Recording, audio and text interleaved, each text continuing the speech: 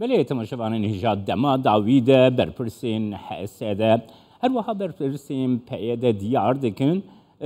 صلاح الدین دمیرتاش حفظ روکی برای پارتیا دموکراتیکا گلان HDP دی توییته که ده دوهی راگهاند بوگو اگره اپراسیونک ترکیه لحنبری روجاوای کردستانی گلگ جدیه و مجاری عمده لگل نونره پارتیا یکیتیا دموکراتا کرد لسوریا الوحده لحرما کردستانی محمد بگرندست بخیر هاتی که محمود که محمود نها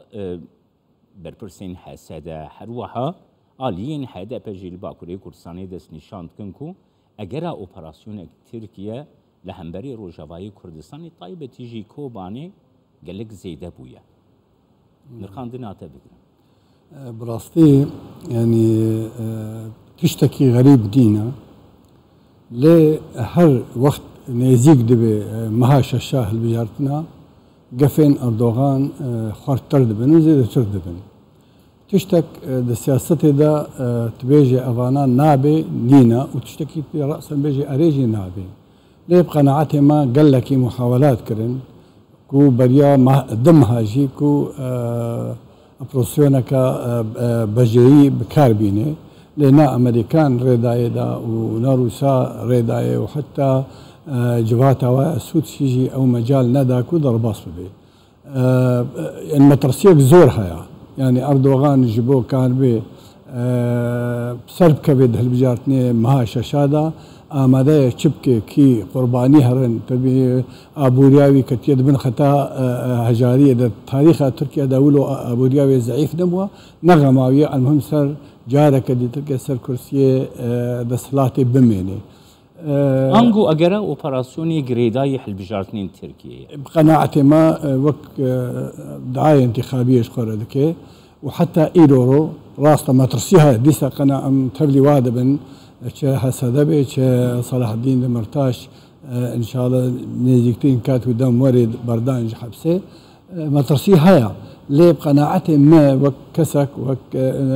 شوف دركي سياسي دبي مجا في هيامي دا مجالا كو جارك دي تركيا اوبراسيونك بجاي مجال بدن اردوغان نينا كيكي محمود نها كيك مظلوم فرمانداری حزب سوری دموکراتیک دبیجه کو دناف بین ترکیه سوریه و روسیه ده دبکو ریکفتنک بیکرن و دچارشوی آوی ریکفتنه ده ترکیه ریشه به سر کوبانی نمن بچه نآلیندن لیبر به کوبانی و چه چوادن رخینی؟ اشخام ترسیا هری مصن لسر دوزا کردی لسوریا کو ریکفتنک نهینی دنا بري رژیما ترکیه و سوریا دا و بپال بشتیا ایران هایا دخوازن پرسا کردی لا کردستانی سوریا تنده بکن قناعت ما وقتا کو دعوه دکن انه دوین هزین قصده ان حسده جا سينور دور بمن 6 كيلومتر بنفس وقت دا رژیم ایران جي دعوه دكي لعراق دوی او سينور بين كردستان وايران بپیشمرگه وکشن و جيش عراقي درباس به مترسي قال كي زيدد به لسر دوزا كردي ارمان جاوا رژیمین داگه کر نبونا تشتكيش كرداريا ناكو كيوان قال لك كفنن ناكو كيوانا يعني صالادنا ليه اوانا كوكيا وقتا برسا كردي تي حالتي خن بن ميزيدا وتبدا لسر دوزا كردي بنايك مخابن او يكيتياه او يكهلوستيا بار رژیمین داگیر کرد نابي درسك جمرا وقت وقرا كردي وكردستاني جي نبس كردي تاني ام ويناكن شخورا عبرته ودرس ام جيب نيزيكتين وقت ودم ام نبنا بيك هلوستي بيك موقفي جبو ام كاربن ريقري بقرن لا او كسين دخوازن طمايد ولاتي مدى وده حريم من كردي دك كيكي محمود نها بري دمك كرد وزير دروي امريكا يا انتوني بلينكن داخويان يكدا دوي داخويان ياخد دبيجكو اري ام يعني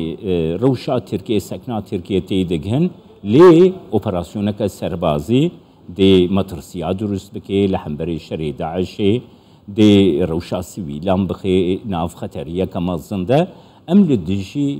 بيكانينا أوبراسيون كنا أفبرس ب دانوساندنين دبلوماسي سياسي دفي ورا شارة سركرن أفهل وسا أمريكا تشاودنا إما وقتها بمتى نابي وقت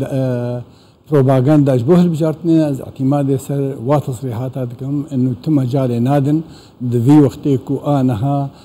خلايا داعش الهريمن كردستان باشور وهريمن روجلات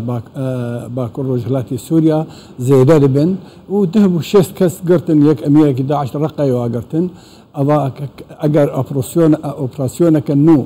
بجاي بي سر كوبان يا سر تشجي هي بي قناعتي ما دبير ريجر جبوت نكرنا داعش جبر فيها كهني من أصدل نيادكم خلق يا أخوة وت أوبراسيوني بجاي نبن ليه قنا كسنوي ولا واقوت وابو تشتكي ثابت نينة جياني ده برجوان دون تيجهاندنا بين ذو الهزكانا روسيا يا أمريكا يا دولتين حريمينا تنزل نشوف وقتي بهنا اتفاقي قناعتي من سكناندنا أجرنا موقف أمريكي درجة كي طويرة روسي بي وبريا حيبوني بي دمها أو أوبراسيون كاربو حركانا نها برپرسین روجاوای کردستانی فرمانداری هسته مصنوع عبدیجی دیار کربون کو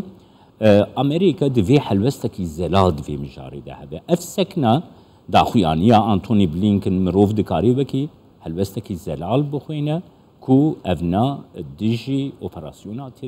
ترکیه لهمبر روجاوای کردستانی و دکاری به ریگرجی همبري اوبراسيون بري از نهاور مستوديو الراديو روداو بنفس هذا برسي قناعتي من اجر امريكا جديبه تجاره او اوبراسيون كارنا يعني ليه يعني نرينا وينا نزل على القرب برجون دي برا عم تبدا تيبكن ملتي كرد سرو برو بارتين كردي وكردستاني جتيبكن هبونا امريكا وروسيا الهريمه نجبو شعبي كرداي ونجبو بارسنا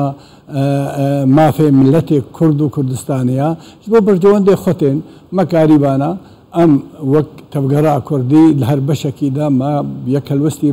ما بانا ويبانا فاكترك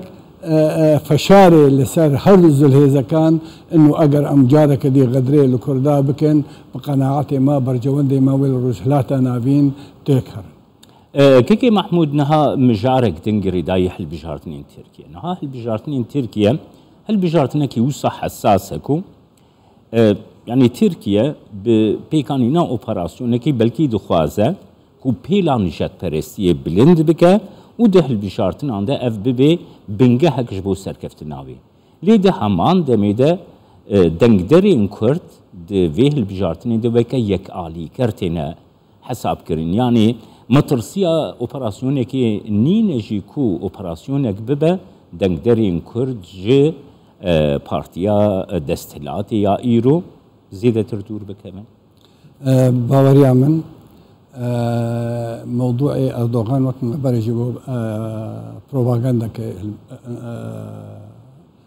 انتخابية ووقتها كنت